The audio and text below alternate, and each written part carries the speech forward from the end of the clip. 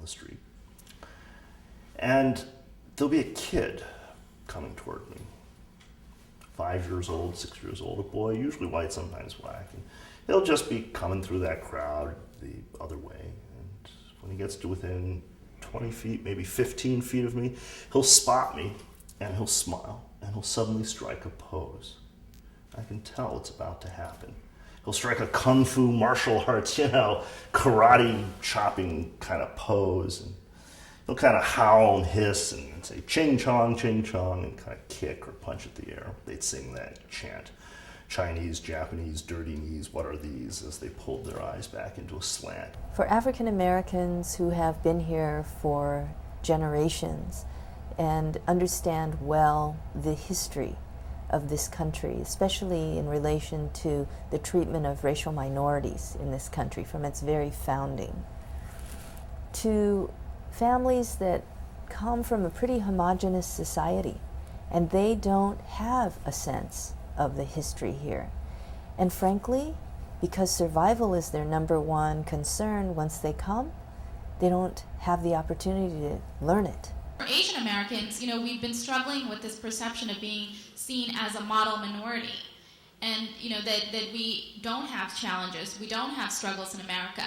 But that's a wedge. It's a wedge that's been created, and in this sense, I will name the culprit. It's been created by white mainstream America to create a wedge between Asian Americans and black folks, to show that, this is the type of minority that black folks need to aspire to. It prevents us from building coalitions. It prevents us from building bridges. Outsiders coming into my community, not living in my community, raping the community of the finances and then hightailing it either to Maryland or Virginia.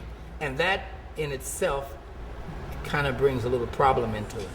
The mom and pop stores in the city are owned by Korean Americans. 40% of liquor stores are owned by Asian Americans. 80% of the lottery revenues from the city come out of these Asian American stores. And these are figures that are provided to us from the district government. Asians and blacks have a lot more in common than they ever thought. I've also gotten to see more of kind of the injustice, being in a poor community, of kind of the injustice of our society where kids in these communities really are neglected and forgotten, and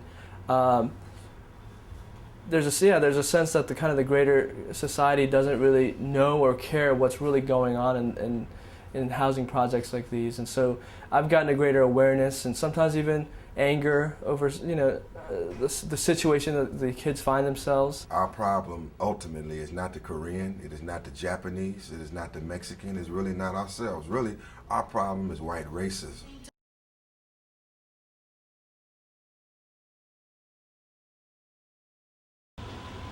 They think that people are stealing, you're in a store, they think you're gonna steal something, and I guess a stereotype where they've been taught that black people is gonna be. They follow you around in the store and stuff, and that's uncomfortable. Yeah.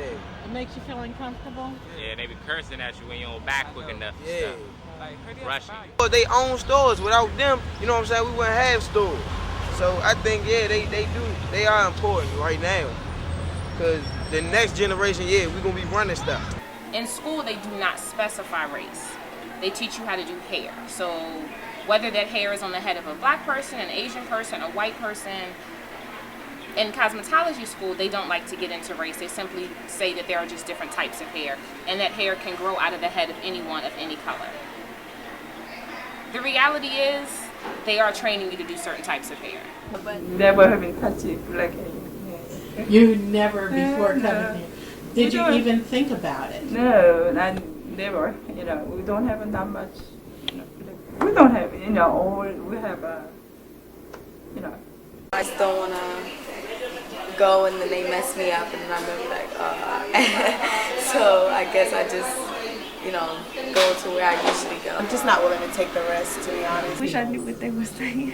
What? When I go somewhere and they do not speak my language, I think that's rude to the clients and it's rude to even your coworkers who may not even speak your native language. I just think it's rude. So I don't partake in anybody that can't speak English to me. I don't care where they're from.